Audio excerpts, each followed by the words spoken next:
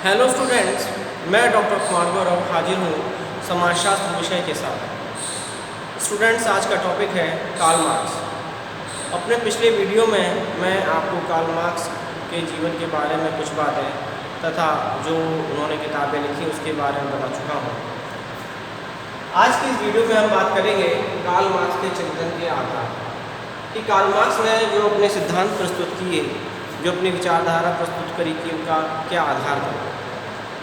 तो हमको Karl Marx के सिद्धांतों को समझने से पहले उसमें प्रयोग होने वाले कुछ शब्दों को समझना पड़ेगा कि जिनका की जो विशेष अर्थ है उस अर्थ कार्ल मार्क्स के ही संदर्भ में समझा जाए, तभी हम कार्ल मार्क्स को समझ पाएंगे। जैसे कि उन्होंने व्याख्या की है उत्पादन की, उत्पादन के साधन, उत्पादन की शक्तियाँ, उत्पादन के प्रकार। कुछ अन्य शब्द भी हैं जो कार्ल मार्क्स ने अपने सिद्धांतों के लिए प्रयोग में लिए हैं। तो सबसे पहले हम बात करेंगे उत्पादन की।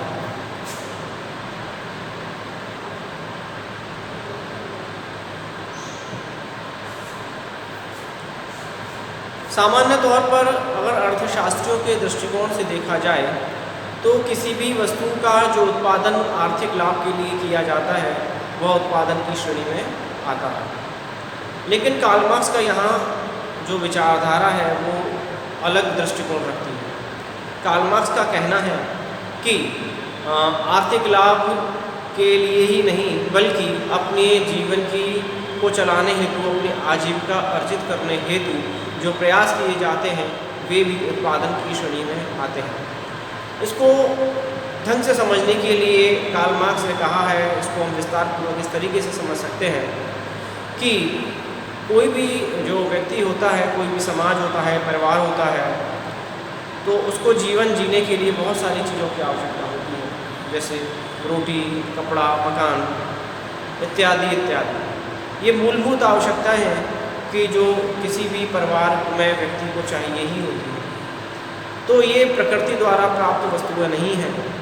इनको व्यक्ति, परिवार या समाज अपने परिश्रम द्वारा इकट्ठा करता है और उससे अपने जीवन को सफल बनाता है। भांति भांति के प्रयासों द्वारा, भांति भांति के कार्यों द्वारा वह इन सब चीज़ों को इकट्ठे करने के लिए अपना पुरजोर, अपनी मेहनत लगा कर के प्रयास करता है कि मैं इन सब चीज़ों को इकट्ठा कर पाऊँ।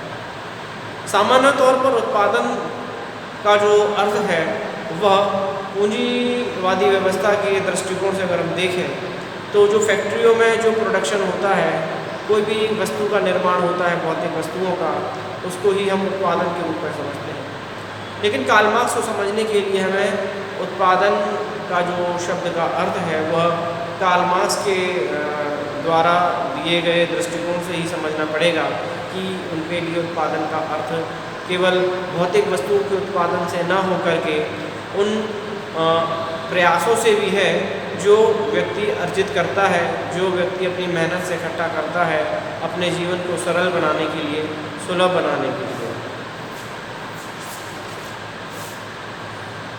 दूसरी बात आती है उत्पादन के साधन।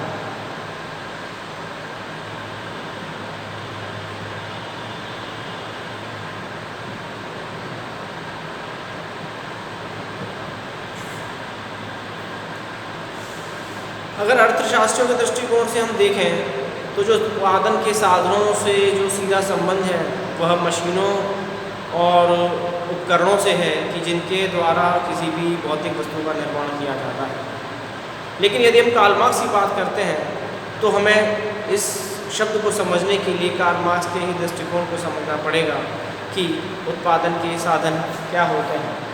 तो कार्ल मार्क्स ने जो बात कही है, उसने अपने तरीके से जो बात कही है, उसने कार्ल मार्क्स ने समाज को एक तरह से 4 भागों में विभाजित किया है। नंबर 1, आदिम समाज।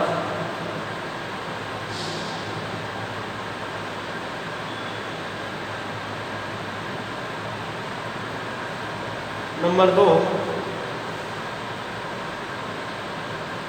दास्ता का समाज, दास्ता युग।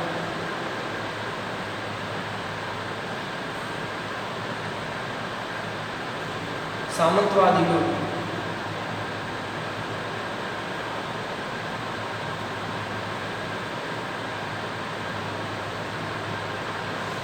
और पूंजीवादी व्यवस्था।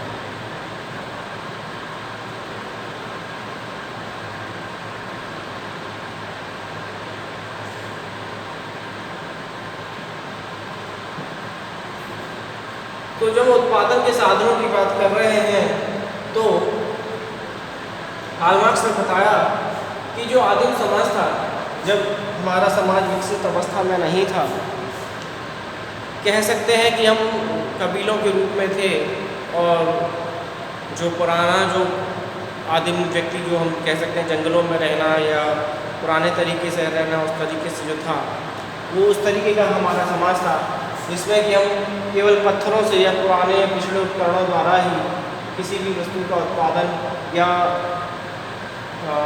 जीवन जीने के लिए जो अर्जित आवश्यकताएं हैं उन आवश्यकताओं को अर्जित करते थे।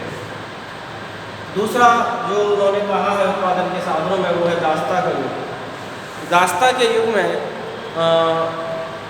जो दास व्यवस्था थी, दास व्यवस्था को हम एक तरह से गुलाम व्यवस्था भी कह सकते हैं, कि जब हमारे समाज में लोगों को गुलाम बना के रखा जाता था, तो उनके द्वारा खेतों में काम करवा के केवल उनको भोजन या कुछ आवश्यक वस्तुओं दे करके उनसे पूरा दिन खेतों में काम करवाया जाता था और उनसे उत्पादन कराया जाता था। जो तीसरी व्यवस्था है वह है सामंतवादी युग। सामंतवादी युग में जो दास व्यवस्था थी उसमें थोड़ा सा सुधार हुआ, और जो पूर्ण दास थे वो अर्धदास के रूप में आ गए, यानी कि कुछ दास स्वतंत्र हो गए और कुछ रह गए, और जो रह गए उनको जो उनके जो पूंजीपति व्यवस्था, पूंजीवादी जो उनके सामंतवादी जो मालिक थे वो उनका शोषण किया करते थे और उनके द्वारा उत्पादन करवाया करते थे। जो चौथी व्यवस्था आज की चल रही है वो है पूंजीवादी व्यवस्था। पूंजीवादी व्यवस्था में आज कारखाना युग है। इसमें फैक्ट्रियों में बड़ी बड़ी मशीनों के द्वारा किसी भी वस्तु का उत्पादन किया जाता है। तो कार्ल मार्क्स को समझने के लिए जो उत्पादन शब्द है ये उत्पादन के साधन है, जो युगों को जिस तरीके से कार्ल मार्क्स ने समझाने का प्रयास किया है, हमें उसी संदर्भ में ही कार्ल मार्क्स की अवधारणाओं को, उनके सिद्धांतों को समझना पड़ेगा। इसी के साथ मैं यह वीडियो समाप्त कर रहा हूँ। धन्यवाद।